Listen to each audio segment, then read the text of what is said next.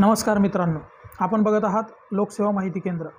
मित्रांनो, आपण ही नवीन सिरीज चालू करत आहे, ज्यामध्ये सोयाबीन पेरणी ते काढणी संपूर्ण सिरीज।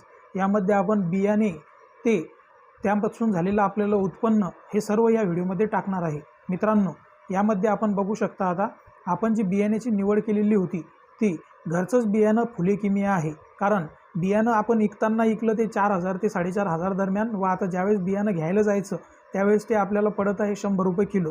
त्यामुळे मी माझं जे घरचं मागच्या वर्षीचं बियाणं होतं तेच बियाणं ठेवलेलं होतं, ज्यामध्ये फुले किमिया हे वाण होतं, त्याला नीट केलं घरी आणि तेच बियाणं मी पेरणीसाठी वापरणार आहे।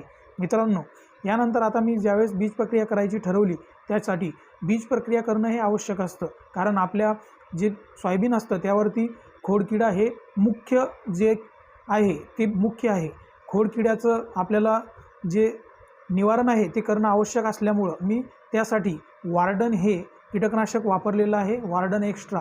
त्यामध्ये टेक्निकल जे नेम आहे त्यामध्ये जे घटक आहेत ते आहे ट्रायफ्लोक्झिस्ट्रॉबिन 6%, थायमिथॉक्झॉन 24% व थायफेनाइट मिथाइल 9.5 fs हे 3 घटक यामध्ये देण्यात आलेले आहे।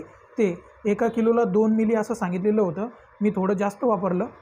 आणि आपलं जे हे नियोजन असणार आहे, हे नियोजन 2 एकर क्षेत्रावरती असणार आहे। यामध्ये आपण सोयाबीन पेरणी ते काढणीपर्यंत सर्व जे मी नियोजन केलं ते आपण या व्हिडिओमध्ये बघणार आहे। आणि आपल्याला रिझल्ट काय आला, खर्च किती लागला, तो सर्व मी तुम्हाला शेवटी सांगणार आहे। तर हा सिरीजचा आपला पहिला भाग आहे, ज्यामध्ये आपण बियाणे निवड व बीज प्रक्रिया या टायटल खाली हे आपल्याला तुम्हाला माहिती सांगत आहे। 2 एकरामध्ये आपण पेरणी करणार आहे व त्याचे संपूर्ण नियोजन देणार आहे।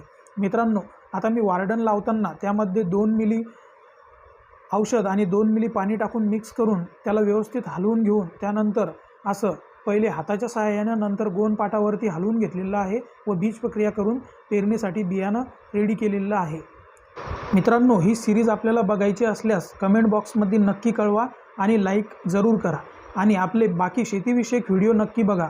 मित्रांनो, व्हिडिओ आवडल्यास व्हिडिओला लाईक करा व चॅनलवरती नवीन असल्यास चॅनलला सबस्क्राईब करायला विसरू नका। भेटूया पुन्हा अशा नवीन व्हिडिओसह, नवीन माहितीसह। धन्यवाद।